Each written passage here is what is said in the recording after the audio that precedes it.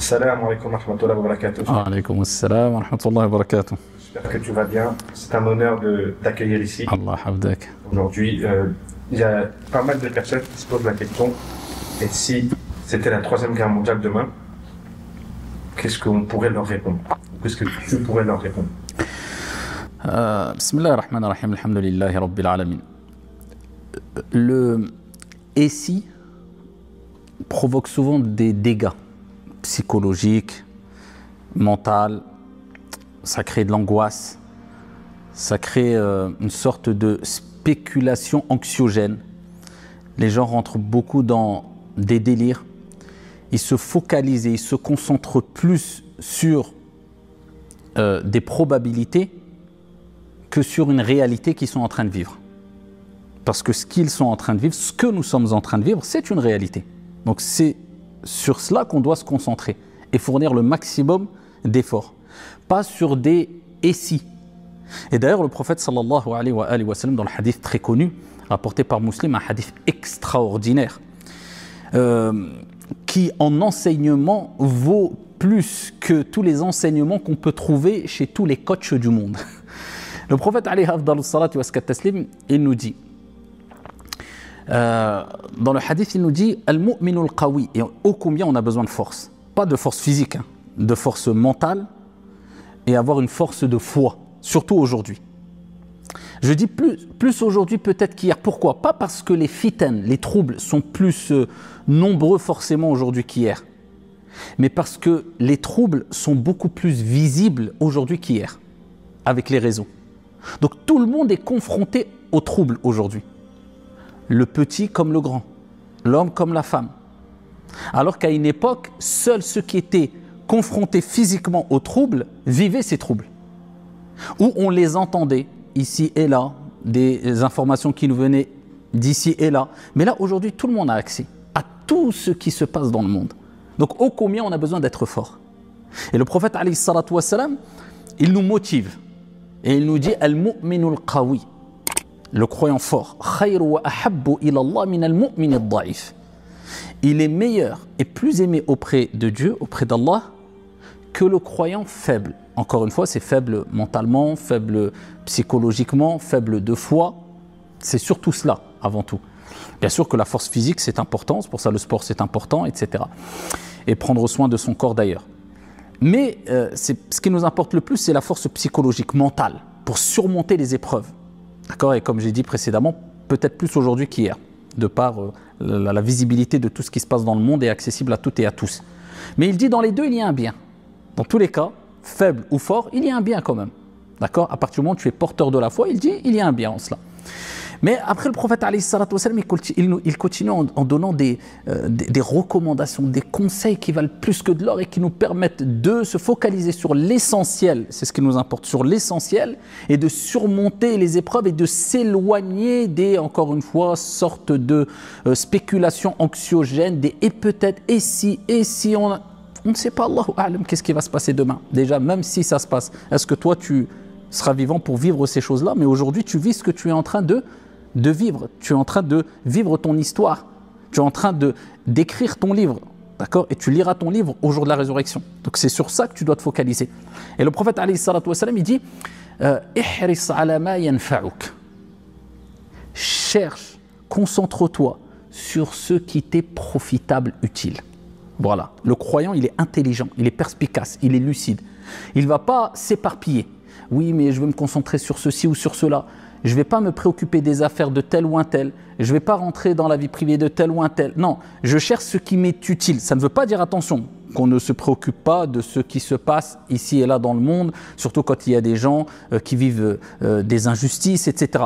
Mais je parle du fait de rester focalisé sur la réalité des choses, sans dramatiser, en restant toujours positif. Il dit ihris ala ma yanfa'uk, cherche ce qui t'est profitable. Ihris ala ma yanfa'uk.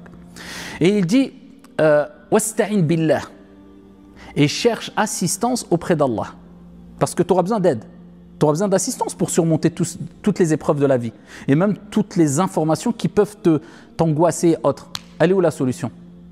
Eh bien, cherche assistance auprès d'Allah. Iyyaka na'budu wa iyyaka wa iyyaka nasta'in. C'est ce qu'on dit dans chaque prière tous les jours. C'est toi que nous adorons et c'est auprès de toi que nous cherchons assistance, secours. C'est auprès d'Allah subhanahu wa ta'ala à travers des actes d'adoration. Allah azza wa jalla nous dit dans le Coran wasta'inu bis-sabri was-salah, et chercher secours dans la patience et la prière. Donc je dois chercher assistance, j'aurai besoin, sinon je suis voué à ma propre merci. Je vais faire quoi? Placer ma confiance en mon âme, ma faible âme, en ma petite personne. Non, je place ma confiance en Allah, je cherche assistance auprès d'Allah subhanahu wa ta'ala. La hawla wa la quwwata illa billah. Il y a de changement de situation, il n'y a de force qu'en Allah subhanahu wa ta'ala. C'est Allah qui t'accorde cette force-là, mentale, physique, cette force aussi de foi. D'accord? Donc là, le prophète alayhi salam, il nous dit cherche assistance auprès d'Allah, wa la ta'jaz. Ne sois pas faible, ne sois pas incapable. Donc toujours, voilà, il faut prendre le dessus. Et déjà, juste le fait de se dire je ne dois pas être faible, il faut que je sois fort, eh bien ça te renforce. Le fait de se lamenter sur soi-même, de dire je suis faible, je n'arriverai pas, mais déjà, tu as déjà presque perdu la partie. C'est pour cela qu'il faut toujours positiver et dire bi'idhnillah, je suis capable. Inch'Allah, j'arriverai. D'accord? On n'affirme pas une chose sans s'en remettre à Dieu. Je ne vais pas dire j'arriverai, non, ce point. Non, ça ne s'arrête pas là. J'arriverai, Inch'Allah. Je vais surmonter l'épreuve, Inch'Allah. Ça va bien se passer, Inch'Allah, ça va bien se passer. C'est pour cela que le prophète alayhi salatu wassalam, il nous dit wala ta'jaz. Et ensuite, il nous dit quoi? Et lorsqu'il t'arrive une chose, dans n'importe quelle situation, ne dis pas « Ah, si seulement j'avais fait ceci ou cela. » Si. Mais dis plutôt « Qadarullah wa ma sha'a fa'al » Tel est le décret d'Allah subhanahu wa ta'ala et Allah fait ce qu'il veut. Il dit car le si ouvre une porte aux suggestions sataniques. Donc c'est pour ça que j'ai commencé en disant le si, et si demain c'est la troisième guerre mondiale, et d'autres d'ailleurs, on peut parler de la fin du monde aussi. Et si c'est la fin du monde demain, j'ai entendu qu'il y avait tel signe, tel signe. Déjà, 1400 ans, le prophète sallallahu alayhi wa sallam lui-même, l'avenue du prophète, la naissance du prophète alayhi wa sallam, c'est un des signes de la fin du monde. Et c'est déjà 1400 ans.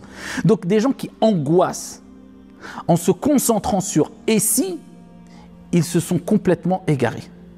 Et ils se sont fait avoir quelque part par Shaitan. Pourquoi? Parce qu'une des ruses du diable, c'est quoi? Comme Allah Azza wa Jal, il nous rappelle dans le Coran que Shaitan yukhawwifu, il fait peur. Il veut faire peur avec ses alliés. Il veut faire peur aux gens. Fala takhafuhum wa khafuni. Allah Azza wa Jal dit ne le craignez pas, craignez-moi. Donc pourquoi? Parce que plus la personne va avoir peur, plus son tawakkul, sa confiance en Allah va diminuer. Et plus ta confiance en Allah diminue, et plus tu vas t'affaiblir. Et tu vas être perdu. En fait, tu n'as plus de boussole, en fait. Tu ne sais plus où aller, tu es perdu. C'est pour ça qu'il faut bien comprendre une chose. Délaisser les si, et si, et si, et si.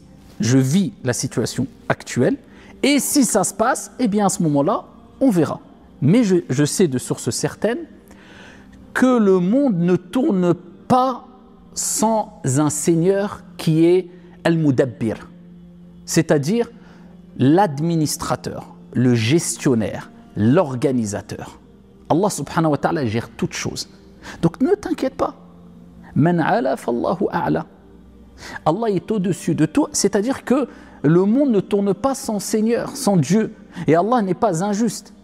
Donc ce qui va se passer, ce qui va arriver, ce qui va t'arriver dans la vie, si tu t'en remets à ton Seigneur tabaraka wa ta'ala, eh bien sache que tu pourras surmonter ces épreuves. Et Allah ne va pas descendre une épreuve qui va t'exterminer ou que tu ne pourras pas supporter. Donc dans tous les cas, on sait que Allah nous dit « La yukallifu Allahu nafsan illa wus'aha » Allah ne donne pas à une âme une charge au-dessus de sa capacité. C'est pour ça qu'il faut faire attention aussi aux amplificateurs d'angoisse. Il y a des gens, ils aiment ça, ils aiment amplifier l'angoisse. À travers les réseaux, à travers, regardez telle chose, ça veut dire qu'il va arriver ça, ça y est, le Mahdi est là, le Dajjal est là, l'Antéchrist est là, la fin du monde est là, regardez comme par hasard, la Russie a attaqué un tel et l'un tel, a attaqué ça y est, la troisième guerre. En fait, on est toujours dans cette spéculation anxiogène, toujours en train d'essayer d'angoisser les gens, etc. Et surtout aujourd'hui, parce que la parole est donnée à tout le monde. Tout le monde parle. Tout le monde peut parler facilement. Et ça, c'est vraiment une fitna, un trouble des troubles qu'on vit aujourd'hui et qui n'a jamais existé depuis peut-être la création des cieux et de la terre. Le fait que tout le monde peut parler de manière très facile et sa parole peut être écoutée et vue dans les quatre coins du monde. Et ça, c'est très dangereux. Parce qu'il y a encore juste quelques années derrière, seules les personnes habilitées parlaient dans leur domaine. Aujourd'hui, tout le monde s'improvise médecin, tout le monde s'improvise expert en géopolitique, tout le monde s'improvise.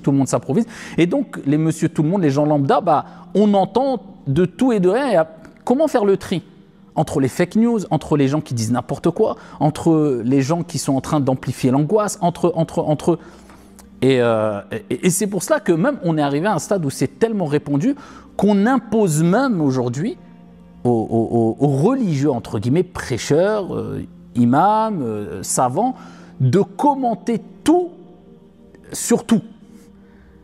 C'est comme si, en fait, celui qui ne commentait pas l'actualité chaque jour était égaré.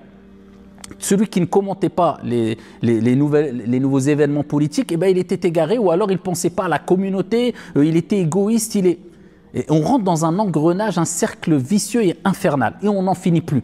Tu vas commenter une fois une actualité parce que ça a une relation avec la communauté, mais si tu ne commentes pas après une deuxième fois une actualité, ils vont dire pourquoi tu as commenté la dernière fois et pas maintenant, essaye. Et voilà, il faut que tu aies 15 casquettes. Moi, je l'ai toujours dit, ceux qui pensent que, par exemple, moi personnellement, après chacun est libre de faire ce qu'il veut, à travers ma chaîne YouTube, par exemple, ou à travers mes prêches, je vais commenter toutes les actualités, ou je vais rentrer dans de la politique. Moi, je leur conseille d'aller allumer la télé, d'aller regarder des chaînes, pour ne pas leur faire de pub, des chaînes d'infos en continu. Moi, je ne m'appelle pas, il n'y a pas écrit ici BFM, il n'y a pas écrit CNews, il n'y a pas écrit... ça ne veut pas dire, encore une fois, qu'il y a des choses qu'on ne doit pas dire quand il y a des injustices ici et là, ou quand ça touche la communauté, ou donner des conseils. Mais d'en faire une règle générale, ou de devenir, l'imam devient un politicien, moi, ça ne m'intéresse pas. Et les gens se perdent dans ça, chacun sa place. Et c'est parce que maintenant, on voit qu'il y a une facilité. Et les gens, dans la communication, dans le fait de parler à travers les réseaux, les gens pensent que tout le monde peut parler de tout. Moi, je ne suis pas expert en géopolitique. Il y a des gens qui ne savent même pas placer sur la carte du monde un pays du Moyen-Orient ou même d'Europe. Tu lui dis, tiens, c'est où, je ne sais pas moi, l'Hongrie, il va dire, je ne sais pas. Qu'est-ce que tu parles de géopolitique? Tu es expert en quoi, toi? Et pareil pour la médecine, on a vu lors du Covid, on a vu... Donc, il faut faire très attention. On est dans une époque, c'est sûr, très, très, très spéciale. Et c'est pour cela, il faut s'éloigner des si. Il faut vivre au jour le jour, s'en remettre à Allah subhanahu wa ta'ala et ne jamais paniquer. Tu restes mutma'in, tu restes serein avec un cœur apaisé. C'est vrai. Comme on dit, il y a un dicton qui dit avec des si, on referait le monde. Exactement. Les si, c'est sûr et certain que, en fait, c'est un cercle vicieux, le fait d'utiliser le si. Parce que là, dans le hadith, d'ailleurs, le prophète sallallahu alayhi wa sallam, il a parlé de ne dis pas si seulement j'avais fait ceci ou cela, il parle du passé. Mais c'est la même chose pour le futur. Et si demain il se passait, on ne sait pas. Allahu a'lam, est-ce que déjà tu seras vivant demain? Comme il y avait un salaf qui disait, un pieux prédécesseur, il disait, les gens disent Al-Qiyamah, Al-Qiyamah, ils parlent du jour de la résurrection, la fin du monde, et ils oublient leur propre fin. Ok, la fin du monde. On a une certitude, contrairement à la Troisième Guerre mondiale. Allahu a'lam. Mais la fin du monde, nous, en tant que musulmans, on a une certitude qu'elle aura lieu. Quand, on ne sait pas. Peut-être dans 100 ans, peut-être dans 10 ans, peut-être dans 1 milliard d'années. Allahu a'lam, on ne sait pas. D'accord? Mais ce qui est sûr, c'est que dans quelques années, peut-être quelques mois, peut-être quelques heures, ça sera ta fin. Il y a la petite et la grandeur. Quand on dit à quelqu'un, on dit de quelqu'un quand il décède, on dit c'était son heure. On dit c'était son heure parce qu'on appelle ça la petite heure. C'est l'heure, c'est ta fin. Et quand on dit la grandeur, on parle de la fin du monde. La petite heure, ta fin, c'est sûr qu'elle va se passer, qu'elle va avoir lieu. C'est quelque chose d'inéluctable, c'est quelque chose on ne peut pas échapper. On ne peut pas y échapper. Donc concentre-toi sur ça. Pourquoi il y a des gens, moi j'en ai connu, hein, j'en ai rencontré des gens qui étaient dans une angoisse, mais c'était vraiment, ça relevait de la maladie. Ils me disaient, je n'arrive plus à me projeter dans mes projets familiaux, dans mes projets commerciaux, à faire des projets de vie, etc. Parce que j'ai peur. J'ai peur, si c'est la fin du monde, à quoi ça sert? Le prophète alayhi salam, il a dit, si c'est la fin du monde, vous pouvez encore, dans le sens, ne serait-ce que planter quelque chose dans le sol pour qu'elle puisse être profitable, pousser. encore de la végétation ou une fleur ou une plante, faites-le. Pour dire même si, allez, on est dans la fin du monde, n'arrête pas d'agir et d'essayer d'être profitable. Alors là, on est quoi? Tu entends des missiles qui tombent sur ta tête? Malheureusement, il y a des gens qui vivent cela. Qu'Allah subhanahu wa ta'ala répande la paix dans les quatre coins du monde et fasse cesser toutes ces situations terribles qu'on voit ici et là. Et quelquefois, c'est fait au nom de tel parti politique, quelquefois au nom de telle religion. C'est souvent l'ego qui pousse les personnes à agir avec autant de méchanceté, malheureusement, et ne pas penser aux autres. En tout cas, voilà, tu sors de chez toi, tu peux agir dans la tranquillité, te projeter sans oublier l'au-delà. Mais pourquoi tu veux ici te projeter dans une situation qui peut-être n'existera pas et qui va ne faire qu'accroître l'angoisse? Wallahu a'lam. Après, j'aimerais revenir aussi sur un point important que tu as dit, c'était les pseudo youtubeurs ou les pseudo tiktokers qui s'improvisent experts.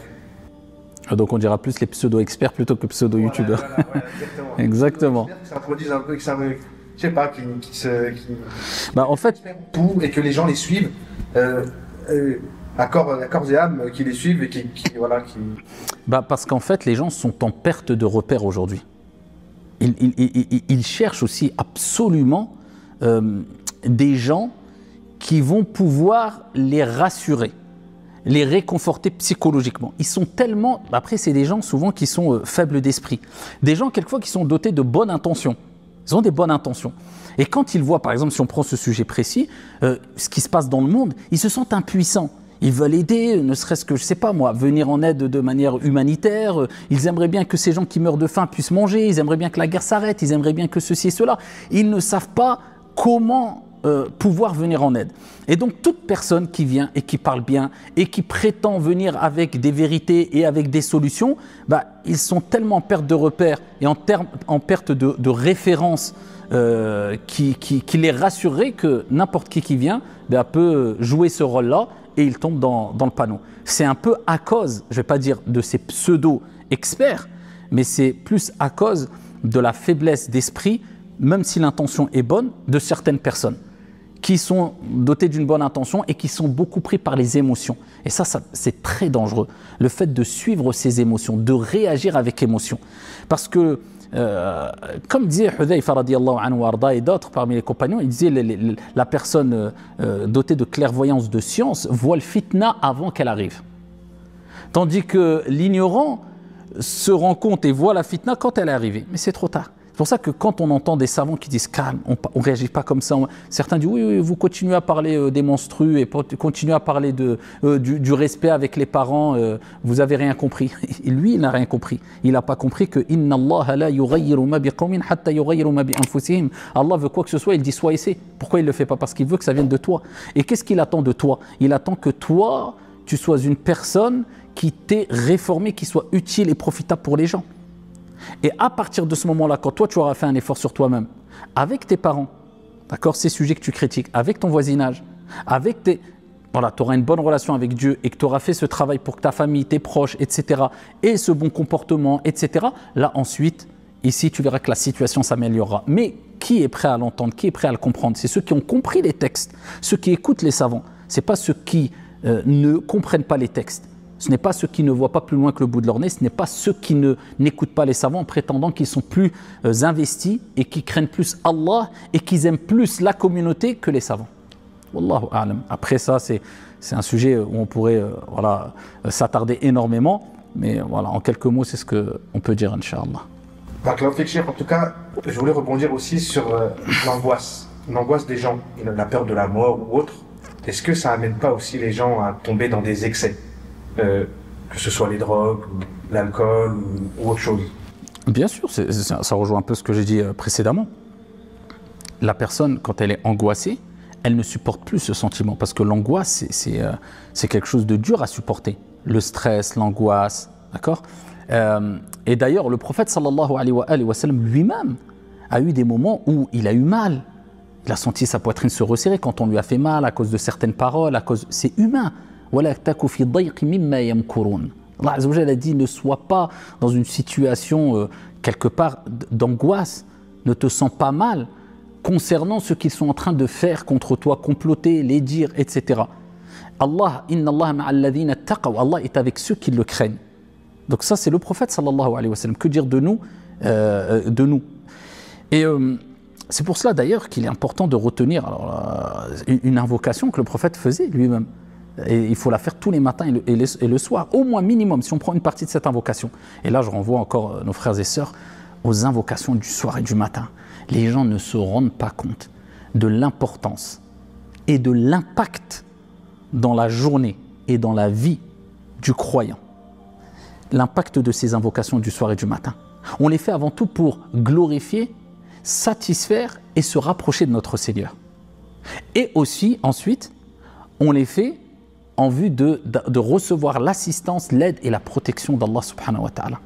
C'est comme si les gens disaient oh, « moi j'ai pas besoin de cette protection », alors que juste dans une journée, on est confronté à des milliers de dangers quelquefois, peut-être des centaines, des milliers de dangers. Comment tu te prives de cette protection divine? La prière du matin, en groupe, le prophète alayhi salatu wassalam, il dit celui qui fait la prière du matin, eh bien il est fi dhimmatillah, sous la protection d'Allah azza wa jalla, les invocations du soir et du matin protectrices, les invocations protectrices, les sourates protectrices, etc. Mais en tout cas, revenons à une invocation, une partie d'une invocation. Allahumma inni a'udhu bika minal hammi wal hazan. Simple. Allahumma, oh Allah, inni a'udhu bika, je cherche protection auprès de toi, minal hammi wal hazan, contre les soucis, l'angoisse et la tristesse. Donc si tu es déjà prémuni, tu es déjà protégé contre les soucis, l'angoisse et la tristesse, déjà tu as déblayé le chemin du bonheur.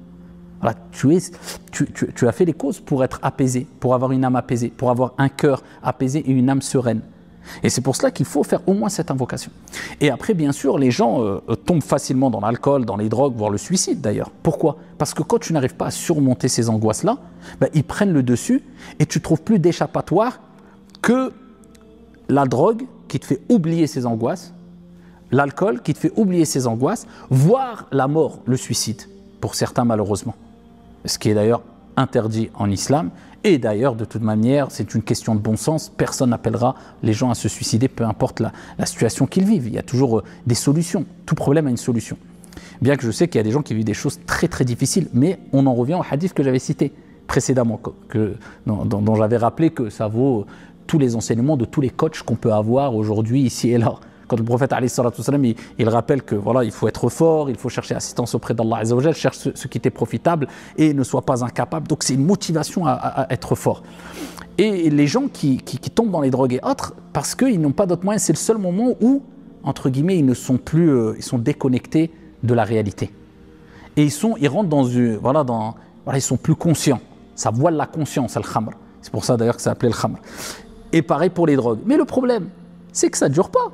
C'est une illusion, ok, mais quand tu vas, excuse-moi du terme, décuiter, quand tu auras, il n'y aura plus l'effet de l'alcool, et après. Donc, tu vas revenir à la réalité. Donc, tu ne peux pas fuir les problèmes sans les affronter. Un problème, tu ne peux pas le fuir, il faut l'affronter. Si tu essaies de le fuir, tu vas le fuir ici temporairement, mais tu vas le retrouver sur ton chemin. Mais quand tu l'affrontes, eh bien tu peux prendre le dessus. Et c'est ce qui est demandé. Et malheureusement, bien sûr que ça, beaucoup qui se laissent aller, qui n'ont pas compris qu'il fallait affronter les problèmes, tombent facilement dans les drogues et autres, malheureusement. C'est exactement ça. C'est vrai que les gens qui, malheureusement, qui fument des drogues ou qui boivent de l'alcool, le problème n'est que repoussé. Exactement. Ça fait oublier les problèmes pendant un petit moment et au final, ça revient encore pire. Et d'ailleurs, on voit qu'il y a des gens qui se sentent... très forts quand ils ont bu de l'alcool. On les voit. Ils se prend pour je ne sais qui, moi. Donc quand il a bu de l'alcool, il est prêt à se battre contre tout le monde. Parce que les gens recherchent cette force aussi. Mais cette force, elle ne se trouve pas parce que, ok, tu te sens fort. Tu es prêt à te battre avec n'importe qui. Mais tu vas tomber sur une personne qui s'est un peu tapé, il va te mettre un KO. Toi, tu croyais et tu pensais que t'en prenais 10 comme lui. Facile, mais il va te mettre un KO. Donc, c'est une illusion. D'accord? La force, elle ne se trouve pas dans ces choses illusoires. Elle se trouve dans la réalité, dans la force mentale et dans le fait de te dire je peux surmonter l'épreuve, bi'idhnillah. Ça désinhibe, en fait, l'alcool désinhibe, et ce qui fait que la personne se croit au-dessus de tout. Exactement. Et après, elle redescend sur terre, elle dit ah ouais. Et après, elle a les séquelles parce qu'il s'est fait frapper, il s'est fait. Après, il se réveille le lendemain, il est pas bien. Exactement, en plus. Donc, et tous ces sujets, quel impact ça a sur nous, les jeunes et les plus vieux, quoi. Bah, tous ces sujets, de toute façon, tous ces sujets-là, le problème c'est quoi? C'est qu'aujourd'hui, il y a un excès d'informations à répétition sur les réseaux sociaux avec maintenant le fameux scroll. Maintenant, ça, tout va vite. Et ça, les gens ne se rendent pas compte que c'est extrêmement nocif pour le cerveau et pour l'humain. Parce que tu t'imagines, à une époque, encore une fois, il n'y a pas 100 ans. Nous, je pense, on est la dernière génération qui pourront dire nous, on a connu le monde sans réseaux sociaux. Et peut-être nos enfants, quand ils vont grandir, ils vont dire quoi? Il n'y avait pas d'internet, il n'y avait pas de réseaux sociaux. Et oui, il n'y avait pas d'internet, pas de réseaux sociaux. Donc il y a quelques années en arrière, l'illicite, les choses illicites par exemple, des comportements déplacés, la violence, le meurtre, etc. Toutes les choses violentes, mauvaises, interdites, etc. Fallait les vivre pour les voir. Fallait les vivre physiquement. Mais aujourd'hui, tu n'as plus besoin. Donc c'est pour cela que les gens étaient préservés. Qui avait vu quelqu'un de mort devant lui? C'était très rare. Qui avait vu quelqu'un se bagarrer? Fallait voir deux personnes se bagarrer. Qui avait vu quelqu'un insulter? Fallait les voir les deux insulter. Qui avait vu quelqu'un faire des péchés zina, etc. Il fallait le voir. En fait, c'était toi qui allais vers les choses ou bien même vers l'illicite. Mais maintenant, tout s'est inversé. Maintenant, n'importe qui a un téléphone et qui a accès aux réseaux sociaux, ce que toi, tu as vu tout au long de ta vie, pendant 30 ans ou 20 ans, lui, il va les voir en 5 minutes. Et de manière répétée. Donc lui, il pense qu'il supporte tout cela. L'assimilation de toutes ces informations, de toutes ces choses violentes, mais ça, le cerveau, il n'est pas prêt et il n'est pas fait pour ça. Le cerveau, il est fait pour se concentrer, se concentrer sur des choses utiles, profitables, etc., etc. Mais si tu envoies plein d'informations violentes, répétitives, regarde juste ceux qui regardent beaucoup les informations. Ils ont un comportement que je dis, oh là là, je préfère, écoute, je me préserve. C'est toxique, moi je me préserve, j'arrête de regarder les informations parce que ça c'est les informations qui durent 20 minutes, 30 minutes, voilà, le journal de 20 heures, pour ceux qui regardent maintenant, ou alors maintenant ils ont mis les chaînes d'infos continues, donc voilà, et là on est passé et là, toutes les violences que tu peux t'imaginer, tu les vois sur le net. Toutes les choses, même haram, illicites que tu peux t'imaginer, tu les vois facilement sur le net. Donc on rentre dans une banalisation. Et quand tu banalises une chose, cette chose-là, voilà, ça te fait ni chaud ni froid de la voir. Et c'est pour cela, d'ailleurs, on peut dériver sur le fait que maintenant, l'illicite, le haram, il est devenu banalisé. Parce que dans les réseaux sociaux, on le voit de jour comme de nuit. Avant, quelqu'un qui allait voir 5% de ce qu'il voit sur les réseaux sociaux, le voyait, il aurait été choqué, il aurait dit « Non, la honte, a'oudhu billah, astaghfirullah. » Mais non, c'est rien. Attends, j'ai vu pire. Et donc, comme tout le monde voit des choses catastrophiques, violentes, des choses haram sur les réseaux, tout le monde essaye de rentrer dans une surenchère. Non, il faut faire plus pour pouvoir attirer. Non, il faut que j'en fasse encore plus parce que sinon ça va être trop banal. Tout le monde a déjà vu et tout le monde essaie de faire des choses de plus en plus à l'extrême. Les gens dans des excès, il y a des gens qui se suicident sur les réseaux, en live, il y a des gens qui tuent et ils mettent ça en live. T'imagines la violence, l'impact que ça a? Et ça, c'est destructeur. D'un point de vue religieux, par exemple, quand je parle des choses illicites, on voit très bien maintenant la banalisation du haram. Et d'ailleurs, subhanallah, il y a une parole qui est attribuée à, si je ne me trompe pas, c'est Soufiane ibn Uyayna qui rapporte de Luqman al-Hakim, qui avait dit, quand on lui a posé la question « Ayyun nas shar » qui sont les gens les plus mauvais? Il dit « Alladhi la yubali » celui qui ne se soucie pas an yarahu an-nas musi'an. Il ne se soucie pas, ça ne lui fait ni chaud ni froid que les gens le voient en train de faire le mal, en train de désobéir. Et on n'est pas dedans. Des gens, même au nom de leur religiosité, de leur appartenance à l'islam, hommes ou femmes, sur les réseaux, ils font des choses illicites. Et c'est comme si la chose ne concernait pas tous ces textes-là. وَتَحْسَبُونَهُ هَيِّنًا وَهُوَ عِنْدَ اللَّهِ عَظِيمٌ. Vous le pensez comme insignifiant alors qu'auprès d'Allah c'est grave. Et les gens font des choses, ils ne se rendent pas compte, ils ne méditent même pas sur ce qu'ils font. Ils ne se disent pas, est-ce que ma page Facebook, ma page Instagram, ma page TikTok, ça sera un argument pour ou contre moi au jour de la résurrection? Est-ce que je suis la cause d'avoir instauré une bonne sunna ou une mauvaise sunna, c'est-à-dire une voie? Est-ce que j'attire les gens vers une bonne voie ou vers la mauvaise voie? Est-ce que les gens, quand ils ouvrent ma page, est-ce que je prends des péchés parce que je suis en train de faire la promotion des choses illicites, ou au contraire, je prends des bonnes actions parce que je suis en train de faire la promotion de bonnes actions? Est-ce que mon compteur de hasanat tourne pendant que je dors grâce à mes pages, ou est-ce que c'est l'inverse? Est-ce que demain, quand je vais mourir, est-ce que mon compteur de hasanat va tourner ou pas? Est-ce qu'ils se soucient même pas? Et ça ne les préoccupe pas parce que maintenant, c'est au grand jour. C'est-à-dire, il n'y a plus de cette retenue, de se dire, ouais, mais tout le monde voit ce que je fais. Eh bien, comme l'avait dit Luqman. Et pareil pour la violence. Aujourd'hui, la violence est tellement visible et présente sur les réseaux sociaux que c'est devenu banal et que en fait, ça a enlevé l'empathie et la compassion et un minimum d'humanisme chez certains. Et c'est ce qu'on a entendu récemment et on a vu. Ça, c'est un exemple parmi tant d'autres, malheureusement. Le jeune de 13 ans, 14 ans qui a tué sa surveillante. Qui a tué sa surveillante, 14 ans, sa surveillante. En fait, si ce n'est pas la banalisation de la violence qui est visible sur les réseaux, moi je vois pas ça peut être quoi. Bien sûr, il y a plusieurs paramètres qui rentrent en compte. Attention, l'éducation qu'il y a eu, est-ce que la personne a eu des troubles, est-ce qu'il y a eu des...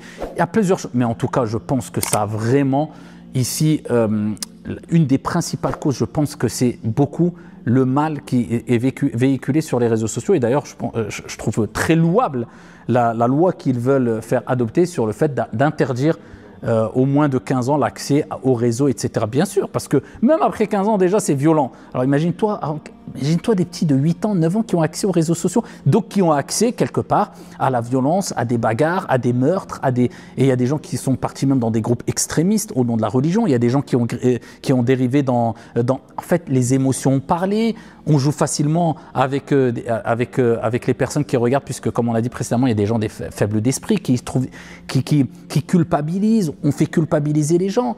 C'est très dangereux. Là encore, il y a quelques jours, il y avait pas aussi un groupe d'enfants qui a été attrapé avec 3 couteaux.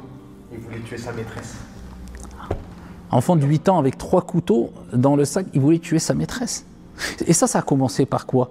Déjà aussi, comme je le disais souvent, c'est le fait de grignoter sur le respect. Nous, comme je disais avant, il y a quelques années, nous, par exemple, nos enseignantes, on les appelait jamais par leur prénom. Parce que c'était par rapport à ce qu'ils représentent. Maître, maîtresse, etc.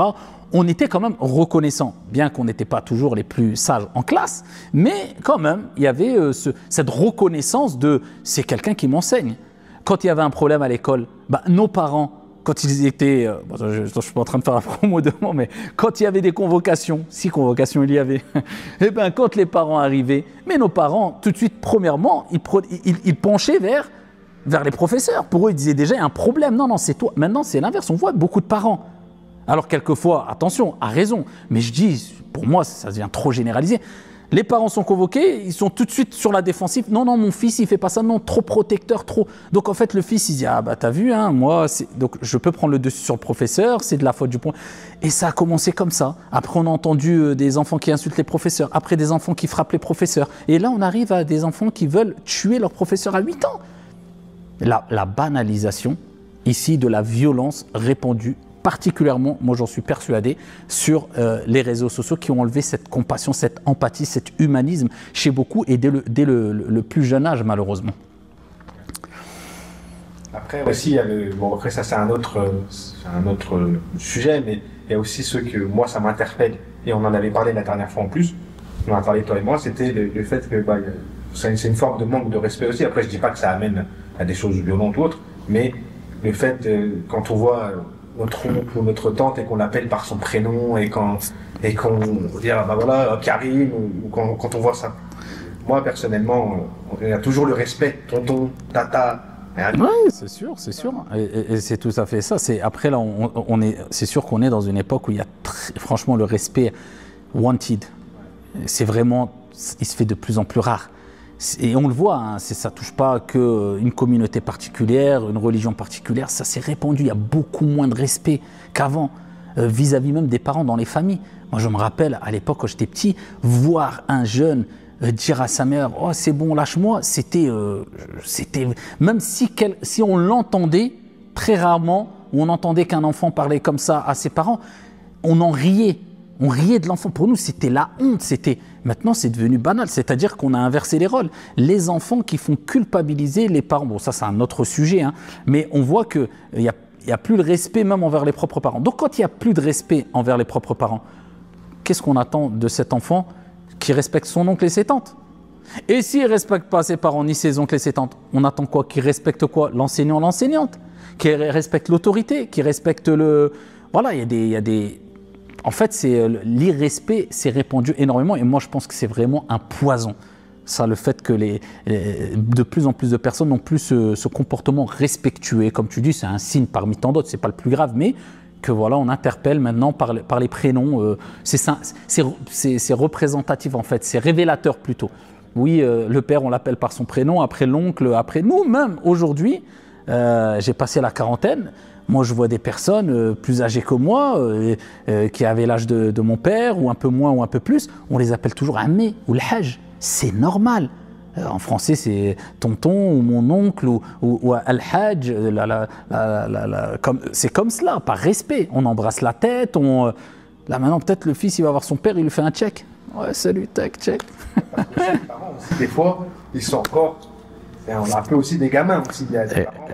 Exactement. Comme je disais une fois, c'était si tu veux éduquer ton enfant, éduque avant l'enfant qui est en toi. Parce qu'il y a des gens, c'est des enfants encore. Donc éduque l'enfant qui est en toi, sois mature, et ensuite éduque. Attention, ici, ça ne veut pas dire qu'on ne peut pas agir tel un enfant avec ses enfants. Au contraire, joue comme un enfant avec tes enfants. Rigole, voilà. Mais il y a un moment quand même où on leur apprend à faire la part des choses. Je suis ton père, il y a un respect, on ne dépasse pas les limites et tout se passe bien.